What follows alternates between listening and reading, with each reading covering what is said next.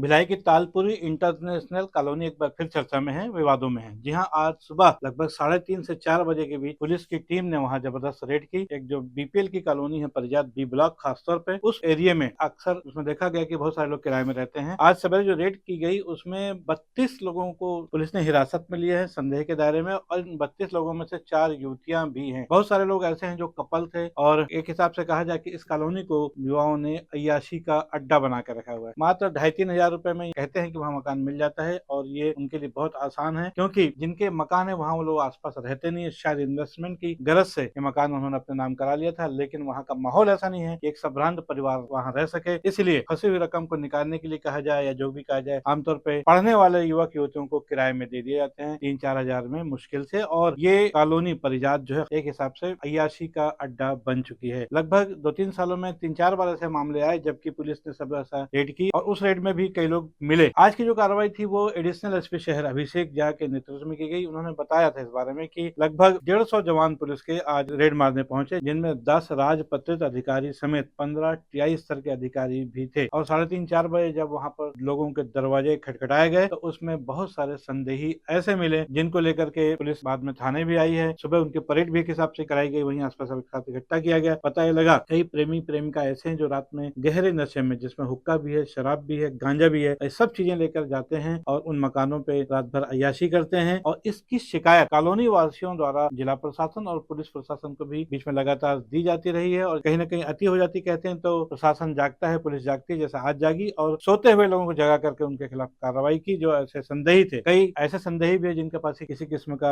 I card नहीं है, पहचान पत्र नहीं है, फिर भी वो वहां पर रह रहे थे। तो ऐसे मकान मालिकों को भी तलब किया जा रहा है कि उन्होंने बिना आई कार्ड लिए कैसे किसी को किराए पर दे दिया। कार्रवाई उनके खिलाफ भी हो रही है। हड़कंप सा मचा हुआ था आज तालपुरी इंटरनेशनल कॉलोनी में। बाद में सभी संदेहियों को थाने लाया गया, कईयों के खिलाफ प्रतिबंधात्मक कार्रवाई भी की गई। इस किस्म की घटनाएं दोबारा न हो, इस संदर्भ में जो मकान मालिक है खासतौर पे उनको बुला करके ताकीद भी की गई है। आपको बता दें कि ऐसी ही एक कॉलोनी चौहान ग्रीन वैली भी है, जहाँ पर भी 2-3 बार छापे पड़ चुके हैं। ऐसे ही वहां पर भी लड़के लड़कियां अक्सर आपत्तिजनक हालत में वहां भी मिलते रहे हैं, और उन पे भी कार्रवाई होती रही है। अभी कुछ दिन पहले ही ग्रीन वैली में एक युवक ने कार की जोरा टक्कर मार करके एक गार्ड को इतने बुरी तरह जख्मी कर दिया था, जिसके बाद में मृत्यु भी हो गई। और उस गार्ड के परिजनों को विधायक रिकेश सेन ने 50,000 रुपए की तत्कालिक सहायता, एक व्यक्तिगत निधि है उनकी, उससे उन्होंने भिजवाई थी। एक तरफ तालपुरी इंटरनेशनल है जिसमें परिजात जो कॉलोनी है वो इस किस्म से हमेशा चर्चा में रहती है। ये जो विवादास्पद गतिविधियां होती रहती हैं, चाकूबाजी भी होती है, मतलब चाकू भी बरामद किए गए हैं। इसके पहले भी जो रेड की कार्रवाई हुई उसमें भी हुआ है, और ग्रीन वैली के भी कमोबेश वही हालत है। इसलिए बहुत जरूरत इस बात की है, हालांकि जिला प्रशासन उस पर काम कर रहा है। जितने भी मकान मालिक हैं